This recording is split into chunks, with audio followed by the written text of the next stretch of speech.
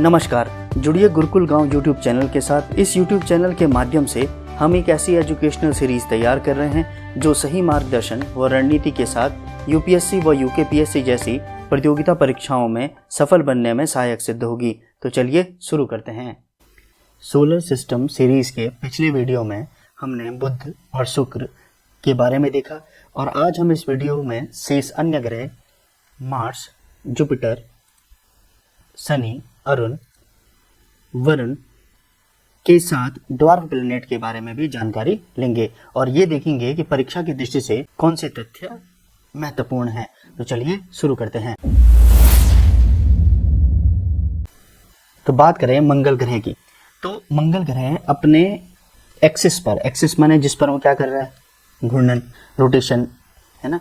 तो अपने एक्सिस पर 25 डिग्री क्या है, टिल्ट है, झुका है। और ये क्या है, लगभग पृथ्वी के समान। पृथ्वी कितनी झुकी है, 23.5 डिग्री, तो पृथ्वी के समान है। इसके अलावा पृथ्वी के समान ही ये अपने एक्सिस पर लगभग 24.7 घंटे में क्या कर लेता है, परिक्रमा पूरी कर लेता है। तो ये दोनों पृथ्वी के समान होने के कारण यहाँ पर पृथ्वी के समान ही ऋतु परिवर्तन देखा जाता है मंगल ग्रह पर। और यहाँ पर पृथ्वी के समान ही क्या होते हैं, दिन और रात होते हैं। वहीं अगर हम इसके रेवोल्यूशन, सूर्य के चारों ओर चक्कर लगाने की बात करें तो ये रेवोल्यूशन टाइम सूर्य से पृथ्वी की तुलना में दूर होने के कारण होता है 687 दिनों का। मतलब यहाँ पर आपका जन्मदिन 2 साल में आ सकता है। नेक्स्ट इसकी जानकारी देखें, ये Fe2O3 आयरन ऑक्साइड के कारण इसे लाल ग्रह भी कहते हैं, क्योंकि कैसा दिखाई देता है, इसके कारण लाल रंग का। यहाँ पर सौरमंडल का सबसे ऊंचा ओलंपस मोन्स, सबसे ऊंचा ज्वालामुखी पर्वत है 21 किलोमीटर ऊंचा और एवरेस्ट कितना है, लगभग 8 किलोमीटर ऊंचा। इसकी सैटेलाइट की बात करें तो फेबोस और डेमोस, फेबोस और डेमोस इसकी 2 उपग्रह हैं, जहां डेमोस सोलर सिस्टम का सबसे छोटा क्या है, उपग्रह। इसकी जानकारी के लिए पृथ्वी से नासा ने कई सैटेलाइट भेजे हैं और ऐसा ही प्रयास हमने मंगलयान के साथ शुरू किया। Mangalyaan, Mars orbiter mission. ये मिशन 5 नवंबर 2013 को PSLV-25 इससे लॉन्च किया गया, जो सतीश धवन श्रीहरिकोटा से लॉन्च हुआ था, हरिकोटा से लॉन्च हुआ। ये अपने ऑर्बिट पर 24 सितंबर 2014 को अपने ऑर्बिट पर पहुंचा और 2022 में इसने क्या कर दी, अपनी सेवा समाप्त कर दी। ये सेवा तय समय से इसने 8 वर्ष ज्यादा तक दी है, ठीक है। तो ये मिशन क्या था आपका, मंगलयान। नेक्स्ट हम बात करें किसकी, जुपिटर की। जुपिटर का जहां रेवोल्यूशन टाइम, सूर्य के चारों ओर चक्कर लगाने का समय क्या है, 12 वर्षों का, वहीं इसका जो रोटेशन पीरियड है, रोटेशन पीरियड 9.8 घंटों का है। और इस समय को, ये समय सोलर सिस्टम में सबसे कम है। तो सौरमंडल का सबसे तेज घूर्णन करने वाला जो ग्रह है, प्लेनेट है, वो कौन सा है आपका, बृहस्पति। ये सोलर सिस्टम का सबसे बड़ा गैस जाइंट है, गैस पिंड है और सबसे बड़ा प्लेनेट भी है। और ये क्या है, एक गैस जाइंट, क्योंकि हाइड्रोजन और हीलियम आती है, इसमें गैस है। तो इसके कारण, बड़े होने के कारण और गैस जाइंट होने के कारण इसका द्रव्यमान क्या होगा, सोलर सिस्टम में सबसे ज्यादा। ग्रेविटेशनल फोर्स क्या होगा, सोलर सिस्टम में सबसे ज्यादा। और इसी वजह से यहाँ का जो प्लायन वेग है, प्लायन वेग का मतलब अगर इसकी कक्षा से हमने किसी रॉकेट को बाहर भेजना है तो हमें कितनी स्पीड से उसे भेजना पड़ेगा, तो वो है आपका 58.9 किलोमीटर पर सेकंड। और पृथ्वी का कितना है, 11.2 किलोमीटर पर सेकंड। तो देखिए इसका प्लायन वेग क्या है, मतलब 1 सेकंड में हमें इतनी स्पीड चाहिए, लगभग 60 किलोमीटर की, तब जाके हम क्या इसकी कक्षा से किसी को बाहर भेज सकते हैं। अब यहाँ पर आप देख रहे होंगे इसमें भी क्या पाए जाते हैं, रिंग पाई जाती है, लेकिन शनि की तुलना में ये रिंग क्या है, थोड़ी सी पतली है।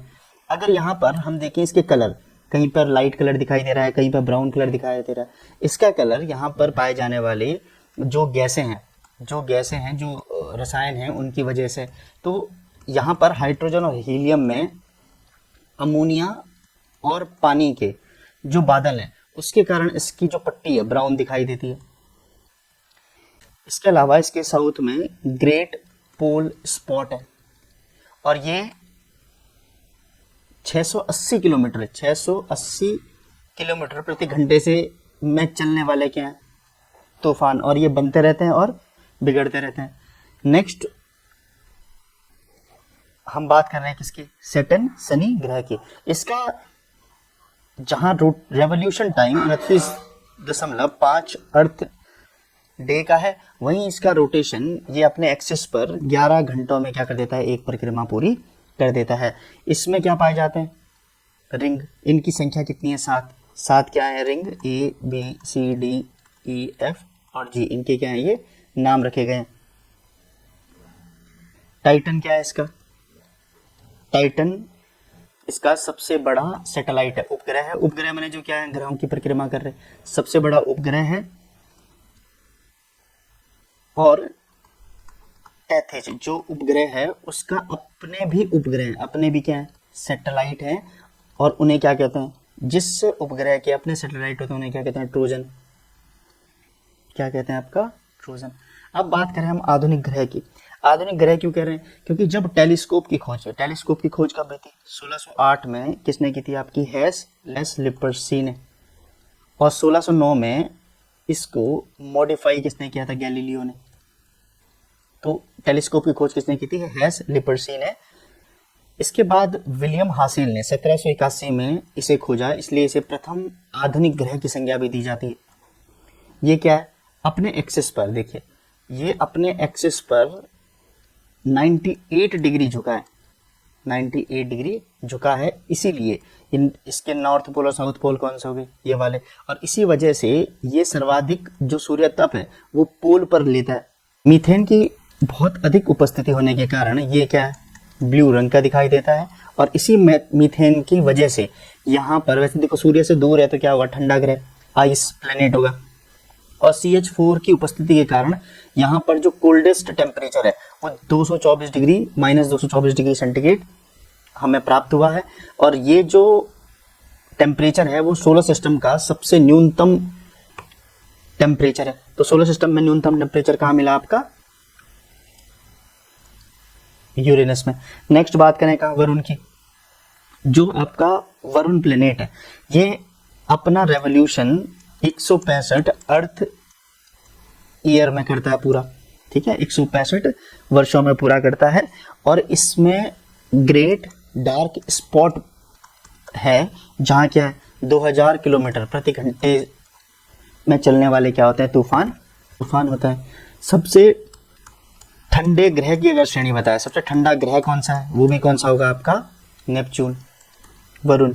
और सूर्य से सबसे ज्यादा परिक्रमा करने में जो समय लेता है वो भी कौन सा है, आपका नेपच्यून। अब बात करें हम ड्वार्फ प्लेनेट की।